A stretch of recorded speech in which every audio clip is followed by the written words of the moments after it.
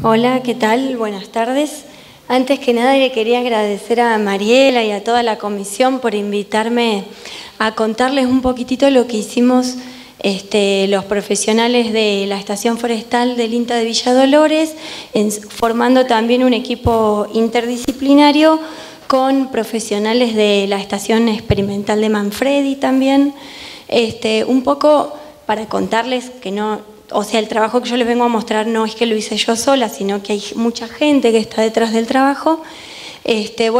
Figuro yo, Laura Caballero, después está el doctor Dardo López, también doctor en biología, investigador de INTA. Carlos Carranza, ingeniero agrónomo, que está a cargo de la estación forestal. Magíster Nicolás Mari, que es especialista en teledetección y sistemas de información geográfica. Diego Pons, que también es especialista en teledetección y sistema de información geográfica. Marcela Ledesma, que está más en la parte de procesos productivos de pequeños productores del monte. Francisco Alaya, que es un becario doctoral de CONICET, también que está trabajando con nosotros en ecología de paisaje. Y Santiago Lameiro, que nos ayudó un poco en la parte de gabinete. Eso un poco es el equipo técnico, pero ahora les voy a contar un poco en qué contexto surge la demanda de Nono en trabajar con nosotros y que los ayudemos un poco y que aportemos al proceso de ordenamiento territorial que ellos estaban encarando. Bueno, como todos acá sabemos y están al tanto, más o menos desde la década de los 90, el Valle de Tras la Sierra ha sido foco de migración urbana-rural. En general se habla al revés, de migración rural-urbana, pero en este caso fue lo opuesto, ¿sí? Muchos habitantes de las ciudades decidieron abandonar su vida en la ciudad para habitar lugares más rurales, de belleza paisajística, y ese proceso migratorio comenzó en los 90 con el asfaltado del Camino de las Altas Cumbres, pero se profundizó muchísimo más en el año 2001. Tan es así que entre 2001 y 2010 el municipio de Nono aumentó 6,5 veces su población. Esto es muchísimo más que lo que podría esperarse por el simple crecimiento vegetativo de la población, ¿sí? Es un 650%. Obviamente, tal crecimiento demográfico se vio también acompañado por un desarrollo turístico. ¿Por qué? Porque imagino que muchos conocerán Nono y es un lugar de gran belleza paisajística, entonces mucha gente luego de la crisis del 2001 decidió por ahí invertir los pocos ahorros que tenían, quizás poner una cabañita y tratar de cambiar su calidad de vida. Tan es así que el complejo habitacional de Nono, digamos, creció muchísimo y cuentan con 175 complejos de cabañas, más de 2.700 camas, que duplica, digamos, la población que tiene estable. O sea, en temporada Nono duplica su población porque ofrece 2.700 camas. A su vez, esto también fue acompañado, ¿no?, también de desarrollo inmobiliario. ¿Por qué? Porque hubo gente que adquirió predios para desarrollar turísticamente el lugar y hubo gente que vendió predios. Entonces fue un proceso que fue conjunto. ¿Qué es lo que trajo esto como consecuencia?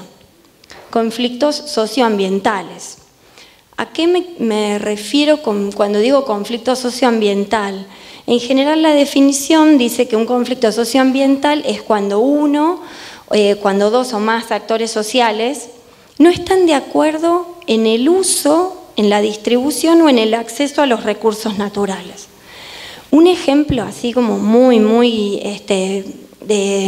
que tenemos a mano, digamos, fácil de comprender de un conflicto socioambiental es lo que sucede con las empresas megamineras, por ejemplo en La Rioja, en San Juan, donde son empresas que irrumpen en el territorio y en general emergen conflictos, por ejemplo, por el agua, ¿sí? Son lugares donde el agua es escasa y la megaminería utiliza millones de litros de agua para sacar oro y volando las montañas, ¿sí? Entonces, ¿qué pasa? Cuando el agua es escasa, tenemos una puja por un recurso que es limitado por una empresa más la población, porque lo necesita para consumo humano, pero también para las actividades productivas, como ser la vitivinicultura, la fruticultura.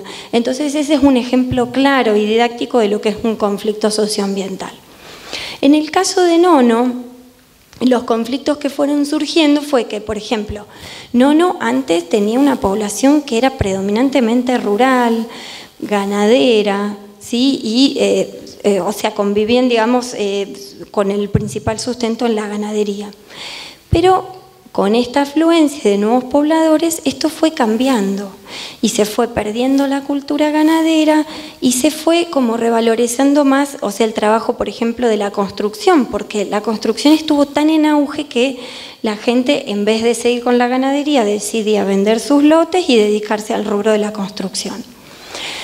Tal es así que este significativo avance, digamos, del proceso de urbanización comenzó a presionar sobre los ecosistemas naturales, reemplazando los ecosistemas naturales por infraestructuras edilicias o de servicios, por ejemplo, ¿no? Como ser restaurantes, estaciones de servicios, kioscos, etc. No solo eso, se comenzó a aumentar significativamente la interfase urbano-forestal, aumentando también la incidencia o el riesgo de incendios forestales, porque cada casa significa como mínimo una garrafa, con lo cual esto también aumenta significativamente el riesgo o la exposición del ambiente a los incendios. Y también conflictos por el uso del agua, porque como la población fue creciendo hacia el este, digamos, cuenca arriba, se comenzaron a poner tomas clandestinas, digamos, en los arroyos y les quitaban el agua a los pobladores que estaban abajo, etc. Entonces, el municipio decidió encarar un proceso de ordenamiento territorial como una alternativa de resolución de los conflictos socioambientales que ellos venían viendo. Bien, lo que nosotros entendemos o lo que en la bibliografía se entiende como ordenamiento territorial es la planificación de las actividades humanas con un objetivo de desarrollo sustentable. En el concepto de desarrollo sustentable lo que tenemos implícito es un concepto complejo que tiene 3 dimensiones. Una dimensión ambiental, una dimensión económica y una dimensión social. Y ninguna se tiene que priorizar en desmedro de la otra. Por ejemplo, en el caso de la minería está priorizada fuertemente la dimensión ambiental, la dimensión económica en desmedro de la dimensión ambiental. ¿Por qué? Porque las empresas mineras dejan un pasivo ambiental muy grande, como por ejemplo fueron los derrames en los ríos de Jachal de cianuro, con unas concentraciones muy superiores a lo admitido por la Organización Mundial de la Salud. Entonces, un poco como para seguir adentrándonos en esto, quería tratar de definir lo que entendemos por territorio, que no es un espacio geográfico como por ahí se concebía tiempo atrás, y uno cuando habla de un territorio se imagina quizás un mapa político con límites. Hoy no, hoy al territorio se lo entiende como el espacio geográfico donde confluyen distintas dimensiones. Una dimensión ambiental, una dimensión económica productiva, una dimensión sociocultural y la dimensión política institucional. Por lo que entonces hoy en día al territorio lo entendemos como un sistema complejo. ¿Sí? Bueno, entonces, acá quería hacer una aclaración. ¿Por qué yo puse, cuando les hablé del concepto de territorio, la dimensión ambiental abajo? ¿Por qué? Porque la dimensión ambiental nos está imponiendo a nosotros como ordenadores del territorio determinadas restricciones. ¿A qué me refiero con esto? Por ejemplo, no se puede construir casas en el medio del bosque, como les decía recién, porque nos metemos con garrafas, prendemos hogares, hacemos asados, cocinamos, y todo esto aumenta significativamente el riesgo de incendios forestales. Tampoco se puede construir en el valle de inundación de un río, por ejemplo en las cotas históricas, cuando, por ejemplo, son lugares que tienen una belleza paisajística enorme y a todo el mundo le gustaría quizás tener una casa que dé al río, pero no se puede construir en el valle de inundación porque tenemos el riesgo de inundación. Ni tampoco se puede construir una casa en una barranca, porque eso también tiene un riesgo asociado. Entonces, ¿qué quiero decir con esto? Que cuando nosotros vamos a pensar en ordenar un territorio, tenemos que entender que lo que estamos ordenando son las actividades que nosotros podemos hacer en el territorio. Al ambiente no lo podemos ordenar. El ambiente es una plantilla que se nos pone y nos sienta las bases y nos está diciendo dónde podemos hacer algunas cosas y dónde no. Y nosotros como profesionales de las ciencias ambientales tenemos que tratar de leer ese mapa de restricciones ambientales para poder aconsejar dónde se pueden hacer algunas cosas y dónde no, porque aumenta el riesgo de la población, donde, por ejemplo, la gente por ahí quiere construir en esos lugares, pero porque desconoce que tiene un riesgo asociado. Entonces está bueno que nosotros estemos al tanto de eso y podamos asesorar a los municipios o a los particulares en ese tema. Bien, entonces, ¿qué hicimos nosotros como equipo? Lo que nosotros hicimos fue un diagnóstico de la dimensión ambiental. Yo acá no les vengo a mostrar el proceso de ordenamiento territorial entero, porque también un proceso de ordenamiento territorial debería incluir una dimensión del subsistema social, un diagnóstico de la dimensión política institucional, un diagnóstico de las redes de infraestructura y un diagnóstico de la dimensión económica productiva. Nosotros solo hicimos la base, el diagnóstico de la plantilla ambiental. ¿Cómo lo hicimos? Utilizamos criterios de la Ley de Bosques para clasificar la superficie del ejido en distintas categorías de prioridad de conservación. La Ley de Bosques, el objetivo que tiene es zonificar a los territorios que tienen bosque nativo en 3 categorías. Nosotros nos apoyamos en esa ley para realizar la zonificación del ejido.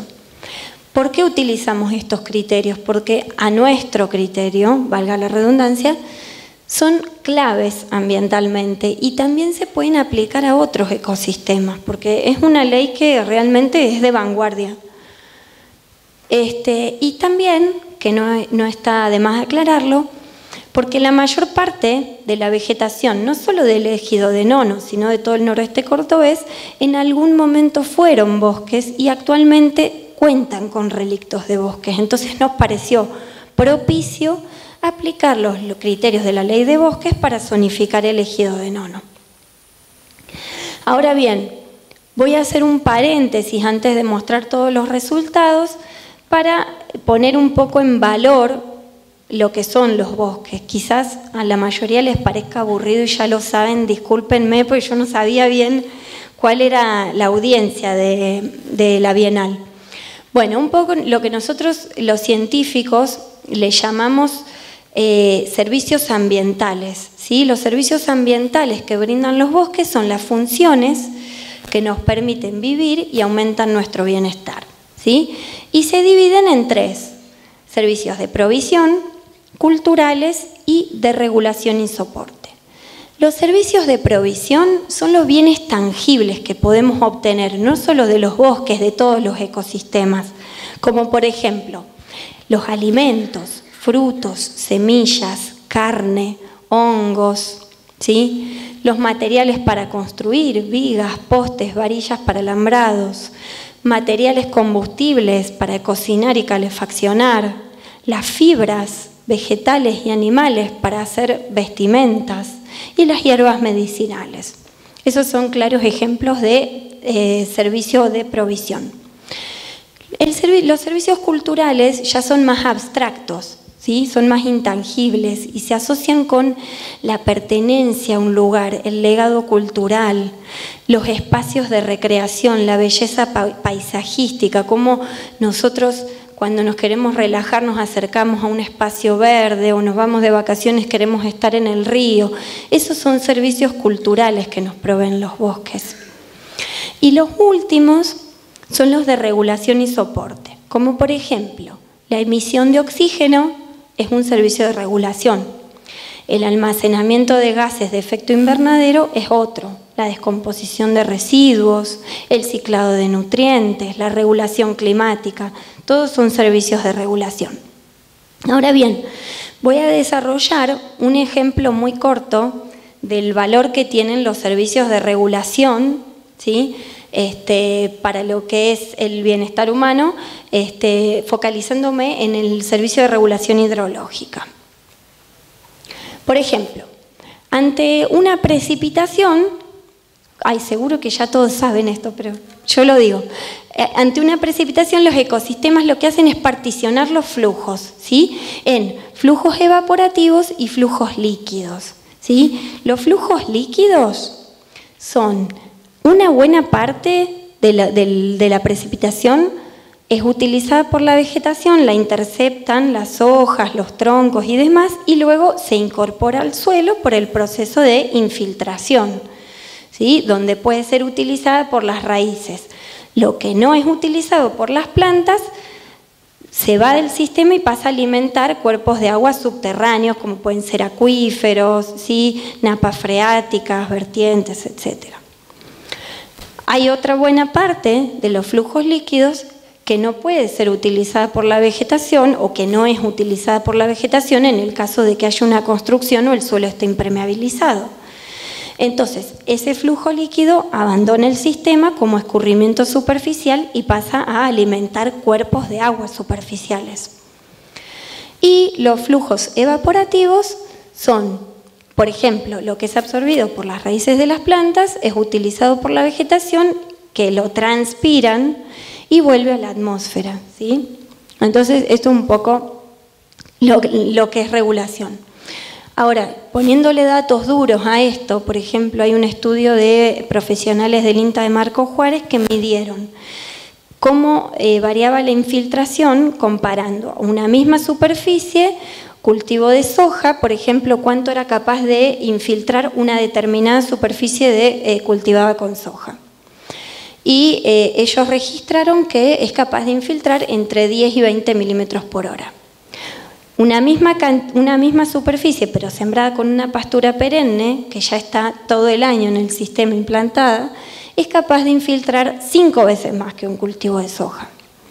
Y vegetación ya pluriestratificada, digamos que no es un cultivo, es capaz de infiltrar 10 veces más que un cultivo de soja.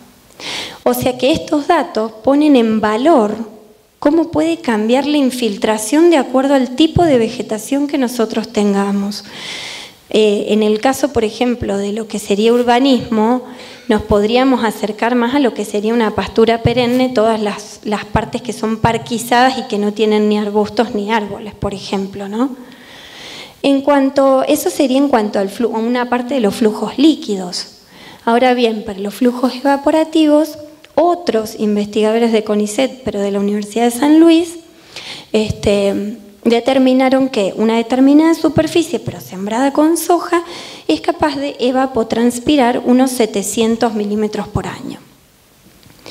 Una pastura implantada, un 15% más. Y vegetación pluriestratificada, un 45% más. Con lo cual, para la regulación hidrológica, si nosotros tenemos más flujos evaporativos y más infiltración, tenemos menos agua que se nos escapa del sistema. Entonces, con ese criterio, nosotros por eso también aplicamos la ley de bosques, porque estamos tratando de poner en valor el bosque.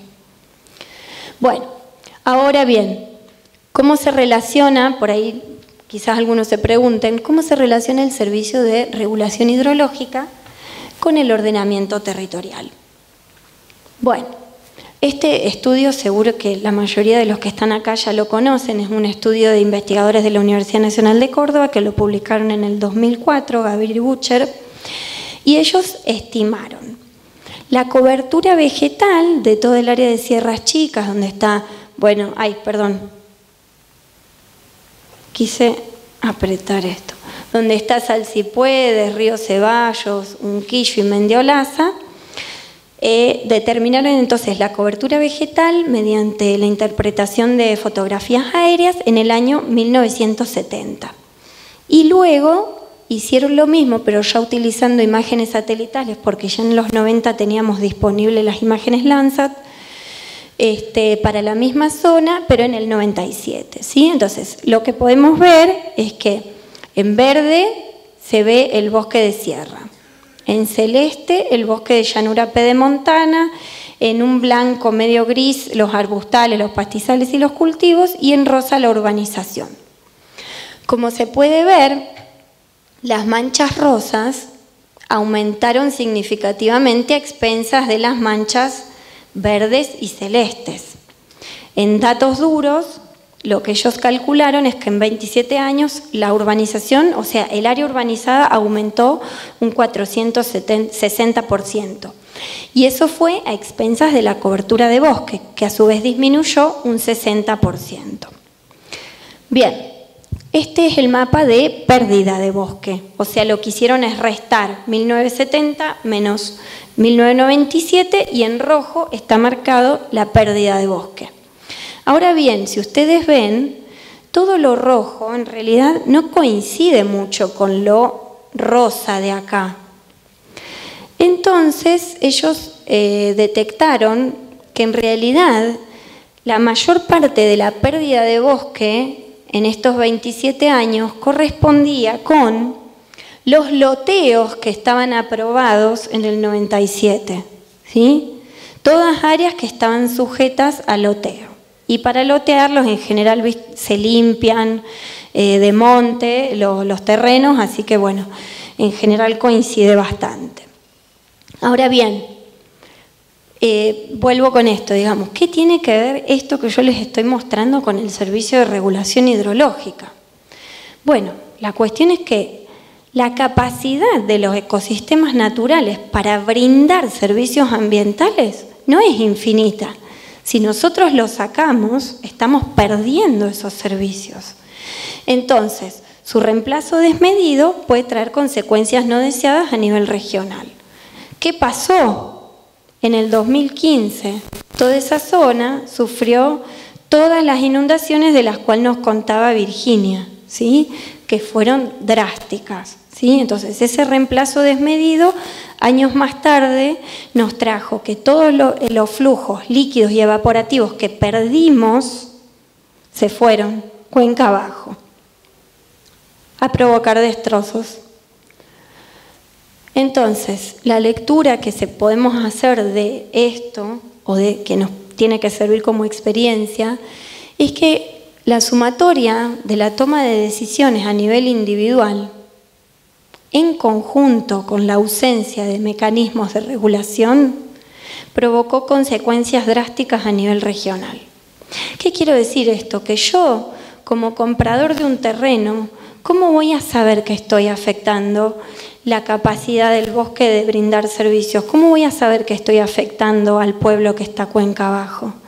Lo que necesitamos es servicio de regulación y hacer más divulgación para que todos tomemos conciencia de que las decisiones de cada uno influyen y tienen consecuencias a nivel regional.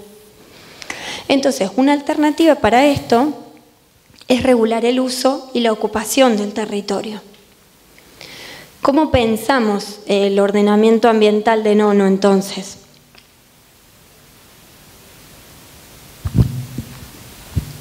De los criterios de la Ley de Bosques, la Ley de Bosques tiene 10 criterios de sustentabilidad ambiental. Nosotros, como esta fue una demanda que surgió muy rápido y tuvimos que atajarla, así como siempre que todo surge para apagar incendios, de los 10 criterios que establece la ley nos quedamos con 6, ¿sí? Que los priorizamos y que nos parecieron más importantes. pero igual en el futuro queremos seguir avanzando y tener incluidos en el ordenamiento ambiental los 10 criterios.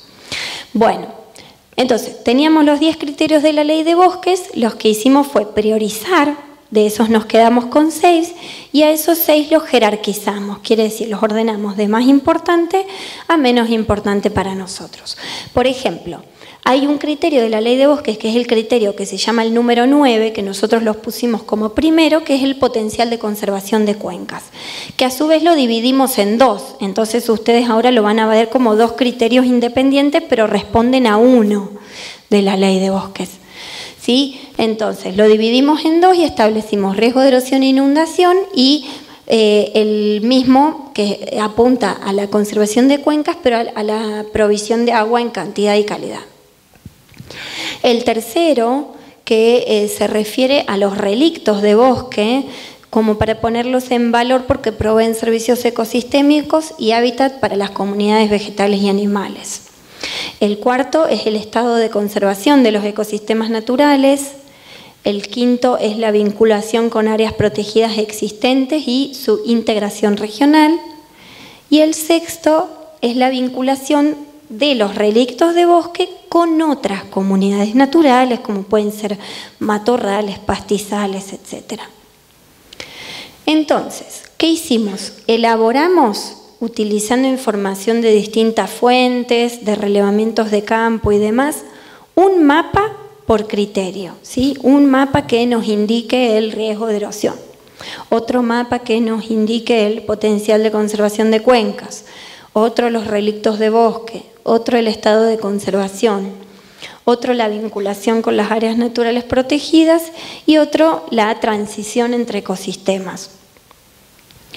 Y luego de tener 6 mapas indicadores, uno correspondiente a cada criterio, los integramos en un modelo multicriterio para generar nueva información que nos exprese, utilizando toda esa información de base, la prioridad de conservación en base a la capacidad de los sistemas naturales de proveer servicios ecosistémicos y también al riesgo de degradación ambiental. ¿Sí? Entonces, eso es un poco el esquema que utilizamos. Bueno, entonces el mapa de prioridad de conservación, el mapa final que surge del modelo multicriterio, zonifica al ejido de Nono en 5 niveles. En prioridad de conservación extrema, en prioridad de conservación muy alta, alta, media y baja. Bueno, un poquitito para ver los resultados. Este es el área que teníamos a ordenar, ¿sí? Acá están las sierras grandes, este es el río de los Sauces, acá está Mina Clavero, acá está el dique La Viña, Las Rabonas, este es un municipio que se llama Las Calles, y este es el municipio de Nono. Y acá al oeste están las sierras de Altautine y más al oeste las sierras de Pocho. Entonces, lo que teníamos era los drivers, digamos, del proceso de ordenamiento fueron la urbanización y el turismo a expensas de otros usos de la tierra. Como les decía, esta era un área predominantemente ganadera, ¿sí? Y que ahora vio cambiada totalmente su matriz productiva, pasó de tener una matriz productiva a una matriz de oferta de servicios.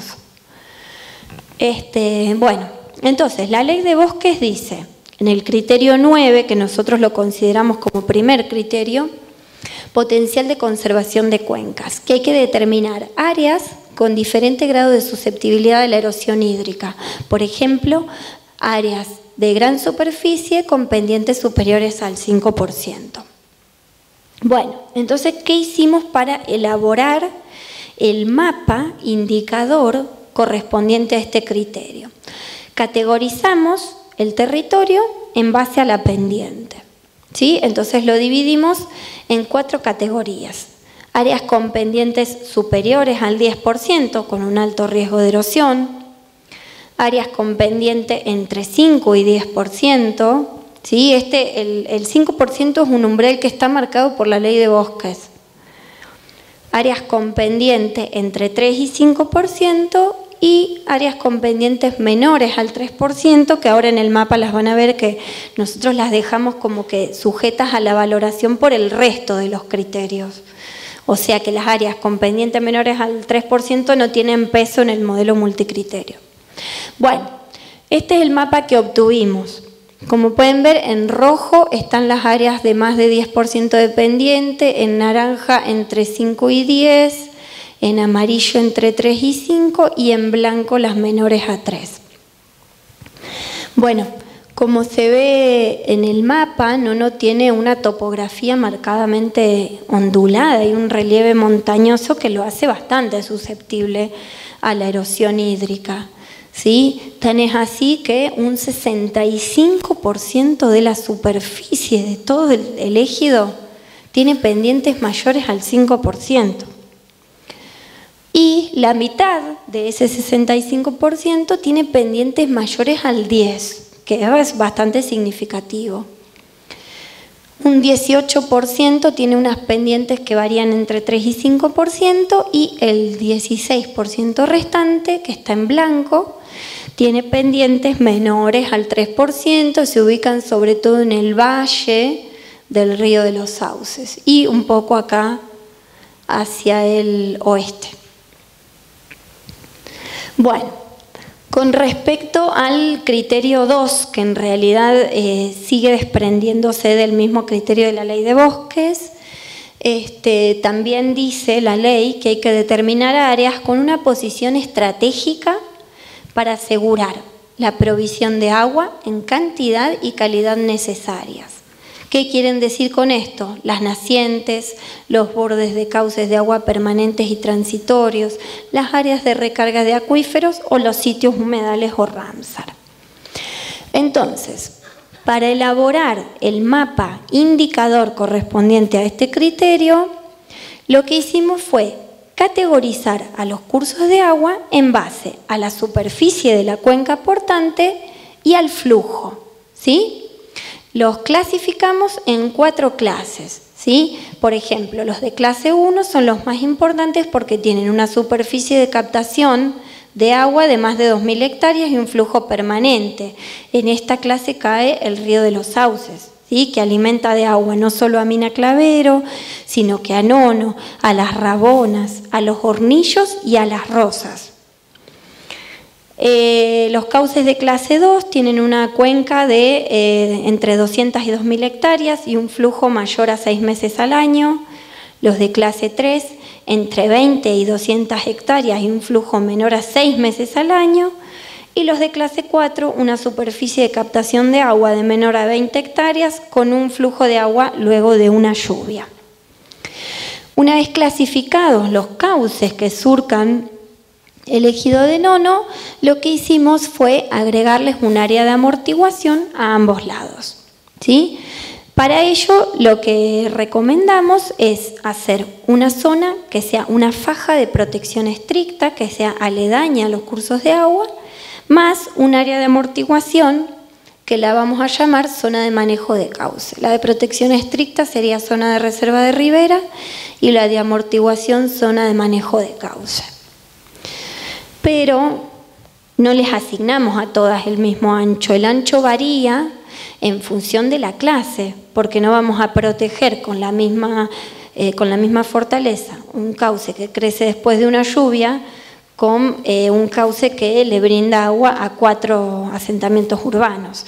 Entonces, fíjense, el ancho va disminuyendo a medida que aumenta la clase del cauce. Por ejemplo, en el cauce de clase 1 tenemos a cada lado 60 metros de zona de reserva de ribera y 60 metros de zona de manejo de cauce, lo que totalizan 120 metros a un lado y 120 metros al otro lado, 240 metros en total. Después tenemos 90 metros, 60 metros y 30 metros a cada lado. Así nos quedó el mapa de potencial de conservación de cuencas, pero para lo que es provisión de agua, ¿sí? Como puede verse, el municipio de Nono tiene una posición estratégica en lo que respecta a las cuencas hídricas, ¿sí? Está surcado por un montón de cauces de distinta clase, ¿sí? Entonces lo que nosotros sugerimos es que un 16% de la superficie sea afectado a las zonas de reserva de ribera y un 13% de la superficie a las zonas de manejo de cauce, ¿sí? Después tenemos el criterio 3, que la ley, acá estos textos están pegados textuales de la ley de bosques. Entonces dice, indica la capacidad de brindar servicios ecosistémicos y el hábitat disponible para asegurar la persistencia de comunidades vegetales y animales. En este caso, lo que hicimos fue valorar el hábitat de bosque en función de la superficie de los relictos de bosque que encontrábamos adentro del ejido. Entonces, los categorizamos, ¿sí? en cinco categorías, ¿sí? Con una escala exponencial, ¿sí? Ahora les voy a mostrar de los relictos de menos de 50 hectáreas, entre 50 y 100, entre 100 y 500, 500 y 1000 y más de 1000. ¿Por qué usamos una escala exponencial? Porque hay muchos trabajos que han documentado que el número de especies que hay en un determinado fragmento de bosque aumenta exponencialmente en función de la superficie del mismo, ¿sí? A más superficie vamos a tener significativamente más especies que a menos superficie. Entonces, por ese motivo utilizamos una escala exponencial. Como el criterio de la ley de bosque lo que apunta es a preservar o a conservar biodiversidad, nos basamos en eso. Entonces, este es el mapa resultante, ¿sí? Lo que se ve acá. Todas las manchas son el bosque que queda en el ejido. Como pueden ver, los relictos de menos de 50 hectáreas están en verde oscuro, los de verde manzana tienen entre 50 y 100 hectáreas, los un verde medio amarillo entre 100 y 500, los naranjas entre 500 y 1000 y los rojos se mostraría el más de 1000 que no lo registramos. ¿Sí? Entonces, lo que nos deja ver este mapa es que el bosque que hay en el ejido de Nono está significativamente fragmentado, ¿sí? Ya no queda muy conectado. Hay un solo parche grande que tiene 800 hectáreas en el suroeste. Entonces, lo que tenemos es que de toda la superficie de bosque que hoy queda en Nono, la mitad está fragmentada. Hay un 24% que tiene tamaños intermedios, ¿sí? Relictos entre 500 y 1000 hectáreas. Y no registramos parches de más de 1000 hectáreas. Bueno, con respecto al criterio 4, estado de conservación, lo que la ley dice es que hay que evaluar el estado de conservación de los ecosistemas naturales considerando el uso y la ocurrencia de disturbios. O sea que para elaborar el mapa indicador correspondiente a este criterio tenemos que tratar de responder a la siguiente pregunta. ¿En cada píxel está presente la vegetación que se desarrollaría ahí en ausencia de disturbios? Quiere decir, o sea, el estado de conservación es muy bueno cuando yo tengo ya la vegetación desarrollada en una fase sucesional avanzada. Por ejemplo, a modo de ejemplo esta foto, lo que nos dice es que nosotros podemos tener un sitio que puede llegar a tener el mismo potencial de suelo, pero que en un caso está sustentando bosques y en otro no, está totalmente degradado, parece una sabana, seguramente lo afectó un incendio y demás. Entonces, ¿qué quiere decir eso? Que en el mismo lugar nosotros podemos tener comunidades con distinto estado de conservación, ¿sí? Pero el estado de conservación no nos lo dice la comunidad actual, nos lo dice qué es lo que debería haber en ese lugar si no tuviera disturbios. Por ejemplo, este es otro ejemplo, este es un estudio que se hizo en México donde se comparó la cobertura vegetal entre los años 1986 y 2011. Se ve en naranja lo que sería el bosque tropical, en verde oscuro bosque de encino, en verde manzana un bosque de pino encino, en amarillo el pastizal inducido, que sería un estado degradado, en bordó la agricultura temporal y en gris los asentamientos. Como puede verse, toda esta área se podría suponer que correspondería a bosque seco, pero con el correr de los años fue ocupada por pastizal. ¿Qué quiere decir esto? Que si donde yo tenía un píxel naranja, hoy tengo un píxel amarillo, quiere decir que la vegetación está degradada. Si yo tenía un píxel naranja y tengo píxel naranja, está en buen estado de conservación. O sea que usando esa lógica, calculamos el estado de conservación de la vegetación, solo que como todavía no disponíamos de la imagen satelital de cobertura vegetal histórica, porque estamos trabajando en eso, en esta presentación la inferimos en base a bibliografía. ¿Qué quiero decir con esto? Que utilizamos las descripciones de botánicos como Cabido y Luti, donde describen para la zona los pisos altitudinales de la vegetación. Por ejemplo, ellos dicen, según sus relevamientos botánicos, este mapa igual tiene falencias metodológicas que las estamos tratando de corregir, pero para tener una idea. Entre los 500 y 800 metros sobre el nivel del mar se desarrolla el bosque chaqueño occidental. O sea que nosotros nos pusimos como que en esta área el potencial sería el bosque chaqueño. Entre 800 y 1000 metros sobre el nivel del mar se desarrolla el bosque de transición. Entre los 1000 y 1300 metros sobre el nivel del mar se desarrolla el bosque serrano. Y entre los 1350 metros sobre el nivel del mar y los 1700 se desarrollan los matorrales. ¿Qué quiere decir esto? Que nosotros utilizamos esa información según bibliografía para decir, bueno, si yo acá tenía que tener bosque, pero hoy encuentro pastizal, quiere decir que ese píxel va a tener vegetación en mal estado de conservación.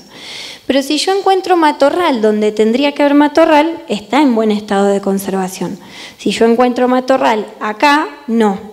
¿Sí? Entonces, el estado de conservación varía en función del potencial que tenga el sitio para sustentar la comunidad vegetal. La forma correcta sería elaborar un mapa con fotografías aéreas, ¿sí? Porque esto está asumiendo como que esta área es toda homogénea cuando seguramente no lo sea, pero es una versión preliminar y no quería dejar de mostrarlo. Entonces, los procesos los corrimos para cada una de las áreas, ¿sí?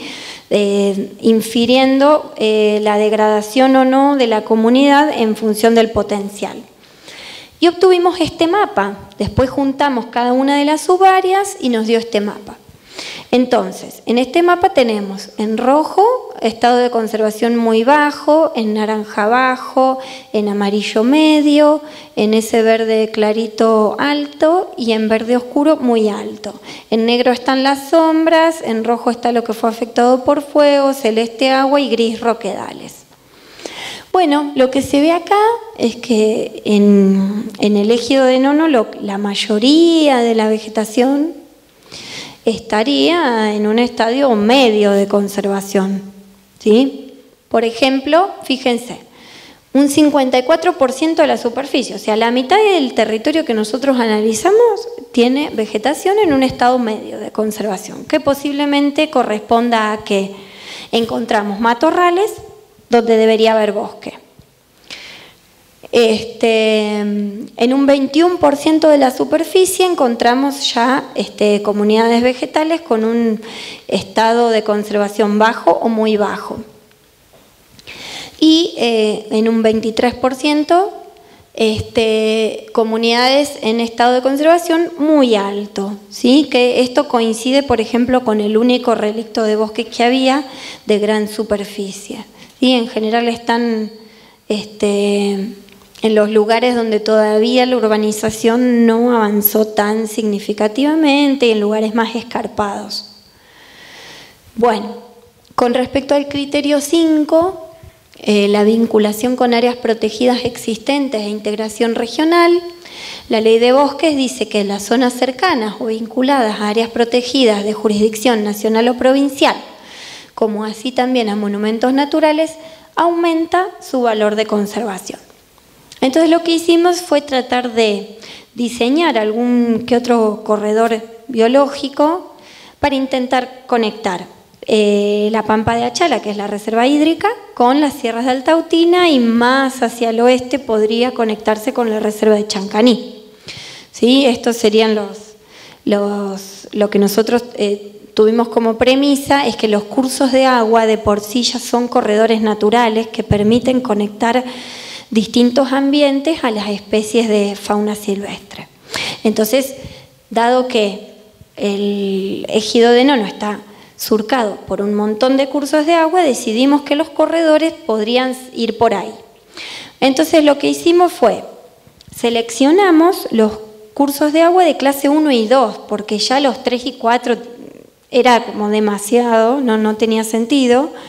Entonces nos quedamos con los clase 1 y 2, que son los de superficie de captación de agua de más de 200 hectáreas,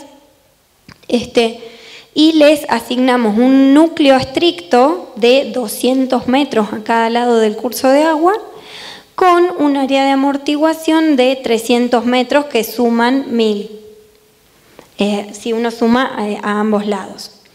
Entonces, el mapa nos quedó así, ¿sí? Lo que nosotros intentamos es conectar con todo lo que sería el río Chico, el arroyo Los Sanjuaninos y demás, con el dique La Viña. Acá hay una reserva natural urbana que es la de los Nonos, que también puede conectar hacia el norte con Chancaní y también hacia el sur con Altautina.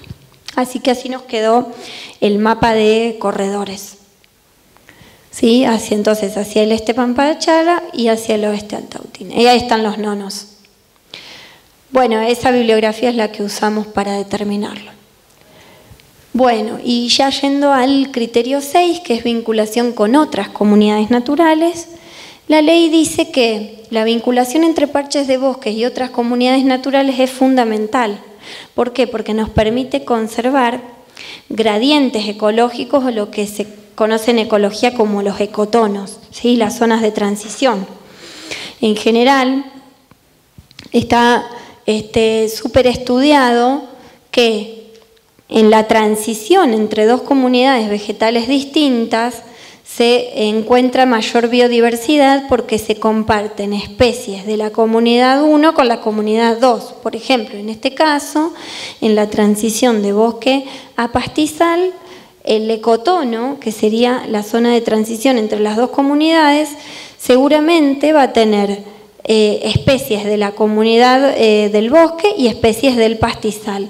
Y a su vez también los ecotonos suelen tener muchas especies propias. Con lo cual,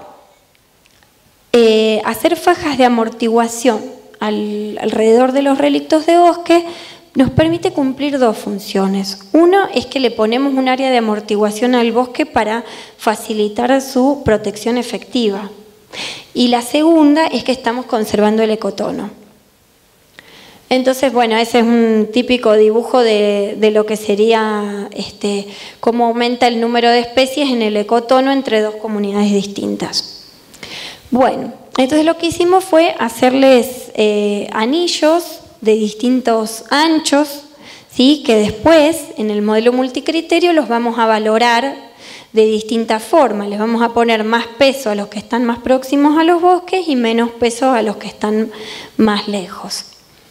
Este mapa nos permite ver que hay un área que está netamente fragmentada y que ni siquiera tiene conectividad de bosque, que es el Valle del Río de los Sauces, donde predomina el asentamiento urbano. Pero también acá en el oeste, donde hay muchas chacras de cultivo y donde todavía se hace ganadería, tenemos poco bosque, pero también porque son fondos de valle que tienen suelos aptos para cultivo y demás. Y en cambio acá, por ahí la ausencia de conectividad entre los bosques se debe más a la presencia de roquedales. Bueno, Entonces ahora les voy a contar cómo generamos el mapa final.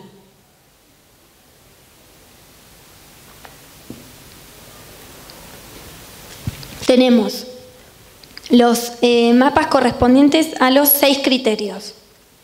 Y en un modelo multicriterio lo que hicimos fue, le asignamos un valor a cada categoría dentro de cada mapa. O sea, por ejemplo, en el mapa de pendiente, el rojo va a valer un, no sé, les digo, les estoy inventando, pero digo 50, el naranja va a valer 20, el amarillo va a valer 10 y el blanco 0. Así valoramos las categorías dentro de cada criterio.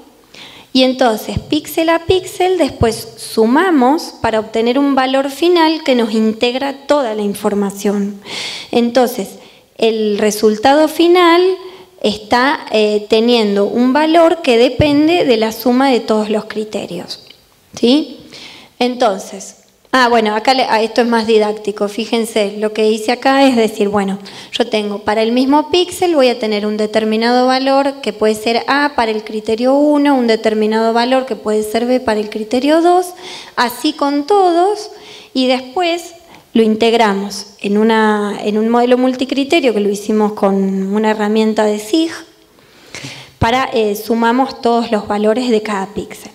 Ahora bien, para nosotros no todos los criterios tenían el mismo peso, porque tiene una posición estratégica en cuanto a la captación de agua, ¿sí? Tiene una posición estratégica en la cuenca. Entonces lo que hicimos fue ponderar los criterios, ¿sí? Le dimos distinto peso a cada criterio. Como lo hicimos utilizando un método que es reconocido en lo que se llaman los modelos de la evaluación multicriterio, que se llama el método de las jerarquías analíticas.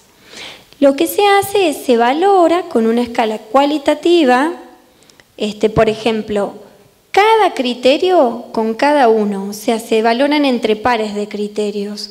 Porque, bueno, nos sentábamos a decir, no, para mí el criterio 1 es el más importante. Sí, bueno, pero ¿cuánto más? Entonces encontramos esta metodología. Entonces lo que se hace es, por ejemplo, se valora, se toma una fila y esto lo hicimos con un taller, estuvimos discutiendo 2 días cada criterio, ¿sí? Entre todos hasta llegar en forma consensuada a esta ponderación, ¿sí? Entonces vos decías, bueno, por ejemplo, el riesgo de erosión es más importante que el potencial de conservación de cuencas, y le pusimos igual importancia porque para nosotros eran igual importantes, pero era netamente más importante que la superficie de los relictos de bosques, que el resto, ¿sí? Lo mismo con el criterio 2. Para nosotros estos 2 criterios eran los más importantes para el ordenamiento ambiental, porque nos muestran y nos dicen dónde tenemos que restringir la antropización.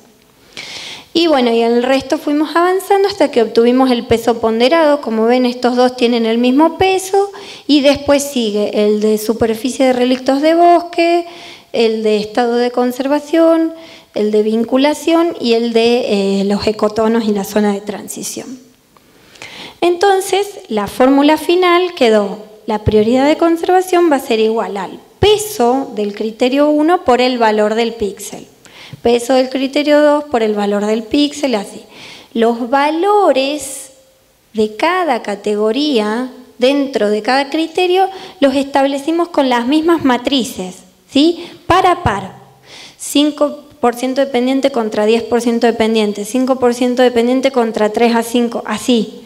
Entonces, usamos la misma matriz para cada uno de los mapas y para establecer el valor que puede llegar a tomar cada píxel en cada categoría. Bueno, luego de todo eso, los que son píxeles de colores pasaron a tener numeritos en el programa de teledetección, y se los sometió a esta formulita matemática para obtener el valor final. ¿Sí? Este es el mapa final. Como les mostraba recién, en marrón está la prioridad de conservación extrema, en violeta muy alta, en rojo alta, en amarillo media y en verde baja. ¿Sí? Lo que se puede ver es que en función de esos criterios, el ejido de nono tiene una prioridad de conservación muy alta, digamos, en determinadas partes, ¿no? Por ejemplo, el 3% de la superficie nos dio que es extrema. ¿Qué quiere decir eso? Son los pequeños lugarcitos donde tenemos más de 10% de pendiente y además estamos en zona de reserva de ribera. Después tenemos un 44% con prioridad de conservación muy alta. ¿Qué quiere decir esto? Que el píxel o estaba en un área de 10% de pendiente o estaba en zona de reserva de ribera, para tener ese valor y entrar dentro de esa categoría. El 33% de la superficie de nono tiene una prioridad de conservación alta. ¿Qué quiere decir eso? Que o tenía, por ejemplo, más de 5% de pendiente, o sea, entre 5 y 10, pero además estaba en zona de manejo de cauce o tenía relictos de bosque de gran superficie. Después tenemos ya un 16% de la superficie, que son casi 2.300 hectáreas, en prioridad de conservación media. ¿Qué quiere decir eso? Que el píxel que caía ahí podía tener entre un 3 y un 5% de pendiente, podía estar próximo a un relicto de bosque, no tenía que estar dentro del corredor que habíamos marcado, y podía estar en zona de manejo de cauce. Y por último, un 4% de prioridad de conservación baja, que son casi 600 hectáreas, donde casi no cumplía con ningún criterio, o sea, tenía menos de 3% de superficie, no estaba dentro de un relicto de bosque, no estaba en zona de reserva de ribera, no estaba en zona de manejo de cauce, o sea, son áreas realmente que podrían llegar a ser potencialmente urbanizables. Entonces, con ese mapa establecimos determinadas recomendaciones. Las áreas donde nos dio prioridad de conservación extrema no son urbanizables y nosotros no aconsejamos el cambio de uso de suelo. ¿Por qué? Porque son estratégicas desde el punto de vista de la regulación hidrológica. La prioridad de conservación muy alta también. No son urbanizables y no admiten cambio de uso de suelo, pero pueden admitir un uso rural excepcional, donde tenemos familias que vienen habitando el territorio hace un montón de tiempo y tienen sus medios de vida en el lugar. Entonces, previa presentación de plan de manejo y haciendo quizás una huerta familiar para autoconsumo y manejar el ganado racionalmente, podrían llegar a estar. La prioridad de conservación alta tiene la misma lógica. La prioridad de conservación media para nosotros no tiene que ser urbanizable, pero sí admite uso agropecuario sustentable, ¿sí? Y después, en donde encontramos la prioridad de conservación baja, ya sí podría admitir cambio de uso de suelo y podría ser potencialmente urbanizable. Entonces, un poquito en resumen, como para resumir ya las etapas que fuimos cumpliendo, elaboramos mapas indicadores para cada criterio. Los integramos en un modelo multicriterio, elaboramos el mapa de prioridad de conservación, que también podría ser visto como un mapa de restricciones ambientales, y tenemos como resultado una línea de base que podía utilizar el municipio de Nono para su proceso de ordenamiento territorial. O sea, nuestro mapa lo que nos hace es determinar qué restricciones nos impone el ambiente al cambio de uso de suelo. ¿Sí? Entonces, como para reflexión final, lo que quería ir cerrando es decir que el ambiente tiene determinadas potencialidades, pero sobre todo tiene limitaciones. O sea, nosotros tenemos que, como profesionales, el desafío de comenzar a hacerle entender a la sociedad que no podemos hacer cualquier cosa en cualquier lado. Todo no se puede hacer en cualquier lado. Hay determinadas cosas que se pueden hacer en determinados lugares y otras no. Entonces, lo que debemos apuntar a ordenar son las actividades humanas, no el ambiente. Bueno, el mapa que nosotros hicimos de ordenamiento ambiental salió aprobado por audiencia pública el 26 de enero en el municipio de Nono, que sacó todo su nuevo código de edificación y está ahí, vamos a ver si sirve o no, digamos, ellos elaboraron todo el código de urbanización y todo, pero se están encontrando con bastante trabas a la hora de llevarlo a la práctica, veremos, ahí los estaremos apuntalando. Y como reflexión final, quería decir que la realidad nos está imponiendo la necesidad de cambiar de paradigma. ¿Qué quiero decir con esto? Que tenemos que abandonar la costumbre de tomar decisiones a nivel individual para construir un paradigma de decisión y regulación colectiva, donde el Estado y los profesionales tenemos que demandarle al Estado que lidere ese proceso, ¿sí?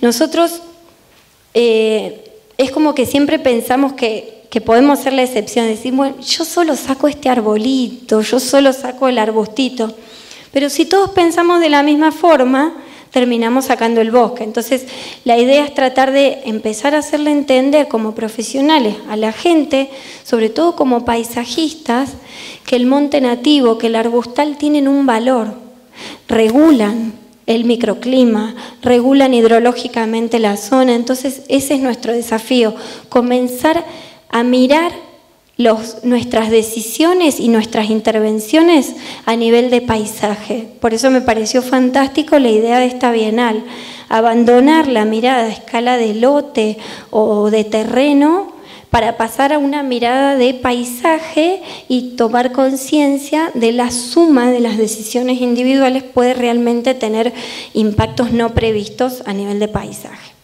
Bueno, muchas gracias.